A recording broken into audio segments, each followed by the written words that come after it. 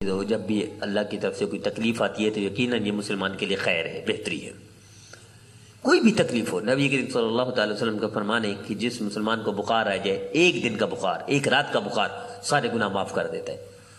نبی کریم صلی اللہ علیہ وسلم کا فرمان ہے جب کانٹا چبھتا ہے اس کے بدلے میں گناہ معاف ہوتے ہیں، درجات بلند ہوتے ہیں۔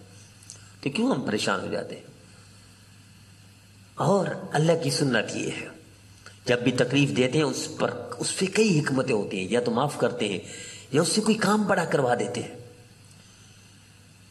ایک عالم نویس نے لکھا کہ ایک شخص بڑا مالدار ملانر، کئی ملیں اس کی بیوی بیمار ہوئی، پاکستان میں علاج کروایا، دبئی لے گیا، انگلینڈ لے گیا، کینیڈا لے گیا، امریکہ لے گیا، بیوی فوت ہو گئی۔ اس نے طے کر لیا کہ میں ایسا ہسپتال بناؤں گا کہ جس میں علاج ایسا ہو کہ جو لوگ دھکے نہ کھائیں، کینیڈا نہ جانا پڑے، امریکہ نہ جانا پڑے، انگلینڈ نہ جانا پڑے، یورپ نہ جانا پڑے، کسی اور ملک میں نہ جانا پڑے، چونکہ میں تو چلا گیا۔ اس نے ایسا ہسپتال بنا دیا پاکستان میں، علاج بھی فری کر رہا ہے۔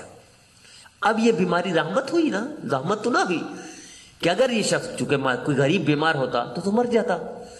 امیر کی بیگم کو اللہ نے بیمار کروایا، اس کو دھکے کھلائے، پوری دنیا میں گھمایا تاکہ اس کے ذریعے سے اس کا پیسہ خرچ ہو مسلمانوں کی فلاح کے لیے۔ اللہ تو ایسا کرتا ہے کہ جب بھی کسی کو غریب کو تکلیف ہو تو اور حکمت ہے، امیر کو تکلیف ہو تو اور حکمت ہے۔ حکمت ضرور ہے اللہ کے ہر کام میں، اس لیے مسلمان کو پریشان نہیں ہونا چاہیے۔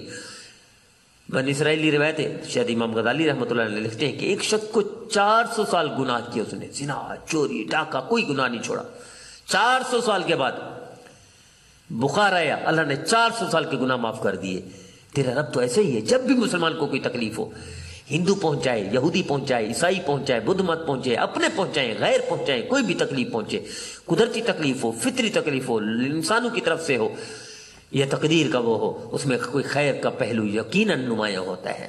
تو اس لیے ہمیں پریشان نہیں ہونے چاہیے، ہمیں اللہ کی رضا پر راضی رہنا چاہیے۔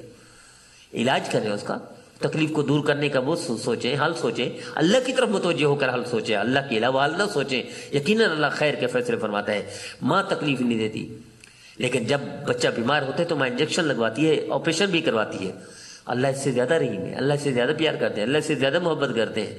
یقیناً کوئی نہ کوئی تکلیف میں جب بھی ہمیں کوئی تکلیف ہو اللہ کی طرف متوجہ ہو جائیں، شکوے نہ کریں، کسی اور کی طرف رخ نہ کریں کہ یہ بندے نے تکلیف پہنچائی، یہ بندہ ظالم ہے، یہ بندہ اللہ کی رضا کے لیے آ جائے، واپس آ جائیں۔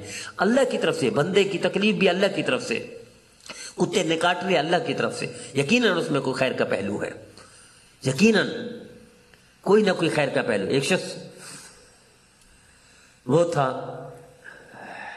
اس کے پاس ایک فقیر آیا تو اس کو دھکے دے کر نکال دیا اور اس کی نقل اتاری، اس کو ذلیل کیا، بے آبرو کر دیا۔ اس نے کہا اللہ تجھے کتے کی موت مارے۔ بعض تکلیف ایسی بھی ہوتی ہے، سزا ہوتی ہے، اور بعض تکلیف گناہ معاف کراتی ہے، بعض تکلیفیں اللہ کو یہ اور کام کروانا چاہتے ہیں۔ اب یہ شخص جس کو فقیر یہ کہہ کر چلا گیا اللہ تجھے کتے کی موت مارے، چونکہ ذلیل کیا، بے آبرو کیا، عزت نفس مجرور کی، سب کے سامنے اس کو گالیاں دی۔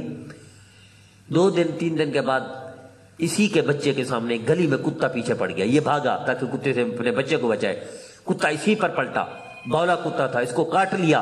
اب یہ بولا کتا تھا تو اس کا دماغ خراب ہو گیا، کتے کی طرح وہ کرتے کرتے مر گیا، اس کی بد دعا لگی۔ بعض اوقات سزا ہوتی ہے، بعض اوقات اس طرح بھی ملتے، تکلیف ملتی ہے تو اس کا یہ وجہ ہوتی ہے۔